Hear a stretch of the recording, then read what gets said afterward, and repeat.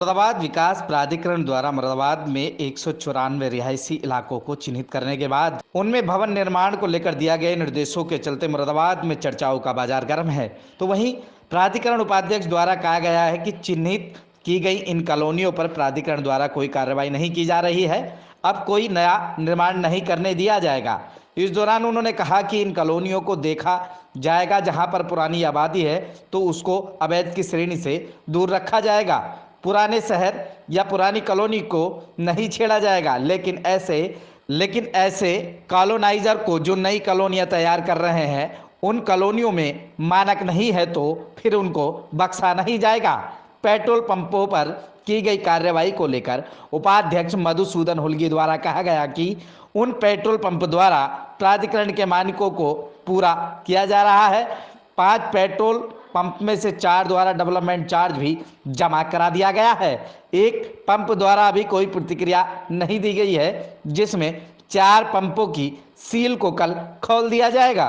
नहीं हो सकता क्योंकि वहाँ पे उस कॉलोनीज़ में सर्कुलेशन प्लान नहीं है, तो नक्शा पास नहीं हो सकता, तो नया कंस्ट्रक्शन नहीं हो सकता वहाँ पे। इसीलिए मैंने वहाँ पे वो लिस्ट डाला था ताकि लोग अवगत हो जाए वहाँ पे प्लॉट खरीदने से पहले, एरिया देखने से पहले, क्योंकि उस वाले ऐसे एरियाज़ में, कॉलोनीज़ में सर्कुलेशन प्लान नहीं है वहाँ पे। कुछ कॉलोनी ऐसी हैं जो एमडीए के जन्म से पहले की बसी हुई है पुराने शहर में। अब उसके दादलाई कोई मकान है, पुराना हो गया, तोड़ के दोबारा बनाना चाहता तो क्या करेगा? हाँ, ये जो पुराने ऑलरेडी बन चुके हैं तो उसमें कोई कार्रवाई नहीं की जाएगी, मतलब उसमें चेक किया जाएगा। अगर उसको करना है पुरानी मान लो तो वो मानक हम देख लिया जाएगा, क्योंकि ऑलरेडी अगर बन चुका है। एक और चीज़ मैं जैसे क्लियर करना चाहूँगा, अगर ऑलरेडी वो बन चुका है, अराउंड 94 कॉलोनीज़ में जो ऑलरेडी बन चुका है उसमें कोई सीलिंग या इसकी कार्रवाई नहीं की जाएगी, ना शो कॉज नोटिस या कोई नोटिस नहीं दी जाएगी उन लोगों के लिए। बस आगे जो होना है नया कंस्ट्रक्शन, मतलब नया प्लॉट लेके कंस्ट्रक्शन करना, वो अलाउ नहीं रहेगा, क्योंकि वहाँ पे मैप पास नहीं होगा। बाद में इशू आ जाता है कि हमने मैप डाला, मैप पास नहीं हो रहा है, तो वहाँ पे सर्कुलेशन प्लान पास नहीं है, तो वहाँ पे मैप पास नहीं हो सकता। आबादी तो एमडीए की तो इतनी कॉलोनी है नहीं कि लोग सारे फ्लैट एमडीए की कॉलोनी में लोग रह लें, बड़ा शहर है। देखिए इसका अब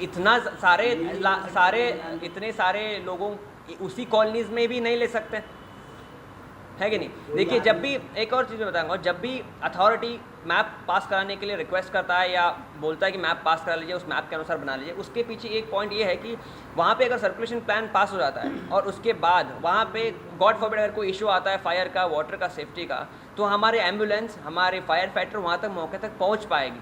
अगर सर्कुलेशन प्लान पास नहीं है तो वहाँ पे अगर नए और बनाने लग जाएंगे तो और वो छोटा होता जाएगा, तो वहाँ पे एक्सेसिबिलिटी कम हो जाएगी लोग की।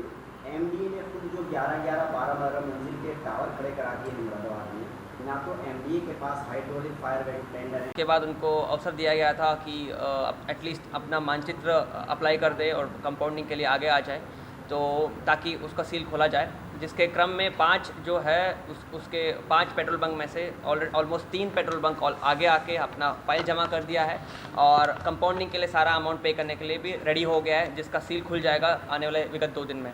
प्रॉब्ली कल ही खुल सकते हैं, दो हमारे कल तैयार हो गए सील खुलने के लिए। और उसमें से एक ऐसा है जो आज कमिटमेंट दे के गए और आज शाम को मैप डाल के गए, तो वो भी प्रोसेसिंग हो जाएगा, तो और वो भी खुल जाएगा।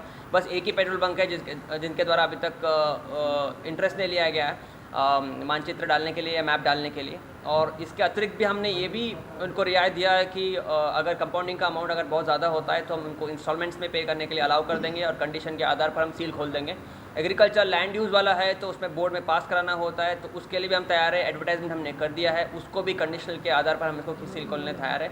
वैसे ही ऐसे 5 में से 3 खुल जाएंगे इनफैक्ट आने वाले 1-2 दिन में, और एक हमारा प्रोसेस में है, और एक ही है जिसकी वजह से ये थोड़ा इश्यूज बन रहे हैं, या मतलब आगे बढ़कर प्रोएक्टिवली ना मैप पास पुटअप किया जा रहा है, ना कंपाउंडिंग के लिए पुटअप किया जा रहा है। उसके अतिरिक्त हमारे स्तर से ऐसा कोई इंटेंशन नहीं है किसी को हरास करने की, और नियम है तो नियम है, वो नियम के तहत मैप को पास कराना चाहिए, या अगर पास हो गया है कंपाउंडिंग के अतिरिक्त हुआ है तो कंपाउंडिंग कराना चाहिए।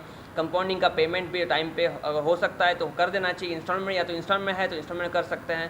तो इतना रियायत देने के बाद भी मुझे लगता है कि हमें एक मिडिल पाथ ट्रेड करना चाहिए ताकि प्रॉब्लम्स को सॉल्व कर सकें, ना कि और आगे इसमें और इशू हो जाए।